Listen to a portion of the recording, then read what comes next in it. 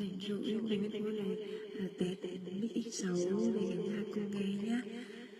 Mời cả nhà thưởng thức cái sự trong trẻo của Mix X6 qua bài hát Huyền Thoại Mẹ. Đấy, Mix X6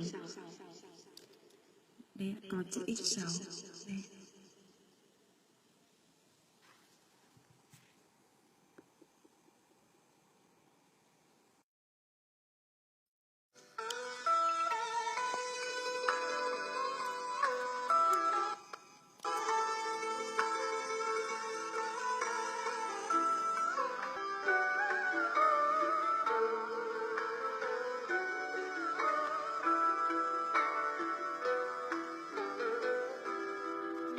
Trong đêm ngồi nhớ lại từng câu chuyện ngày xưa,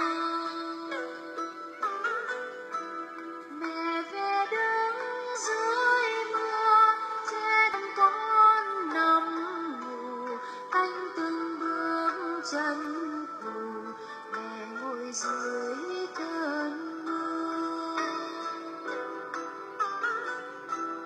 Mẹ lội qua con suối dưới mưa bóng không ngày, mẹ nhẹ nhàng đưa lối tiến con qua lối hồ.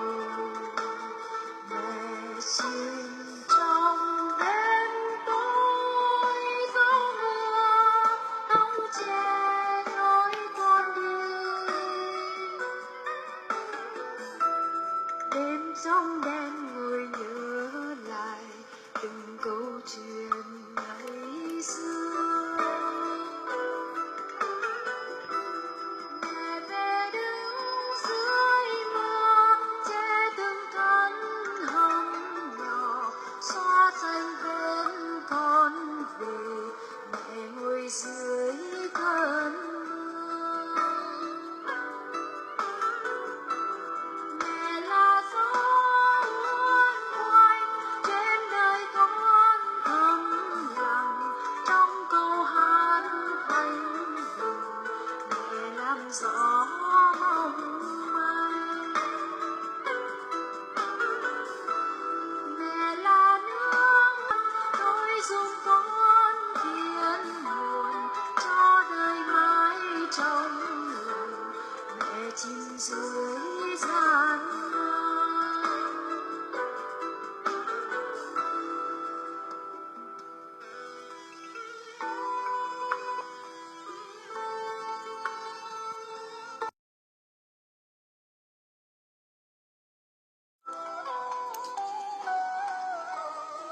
Cả nhà thấy Mix X6 được không ạ?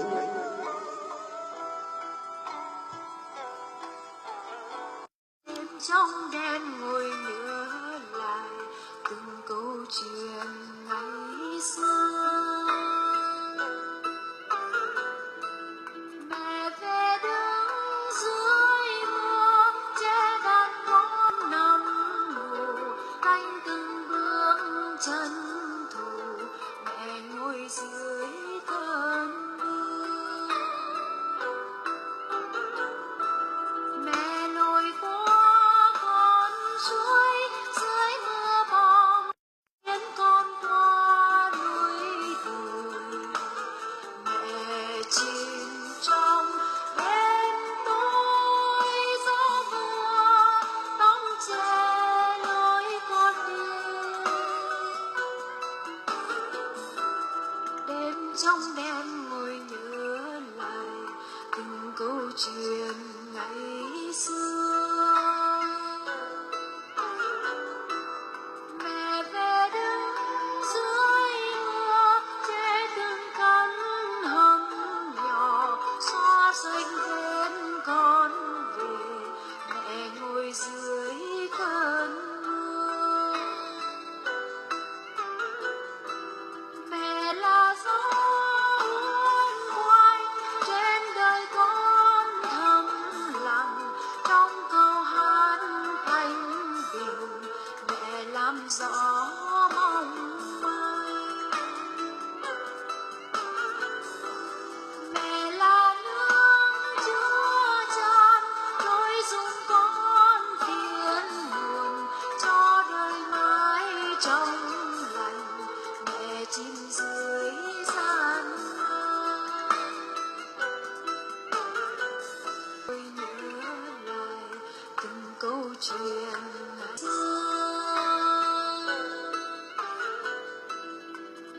trong đêm ngồi nhớ lại từng câu chuyện ngày xưa.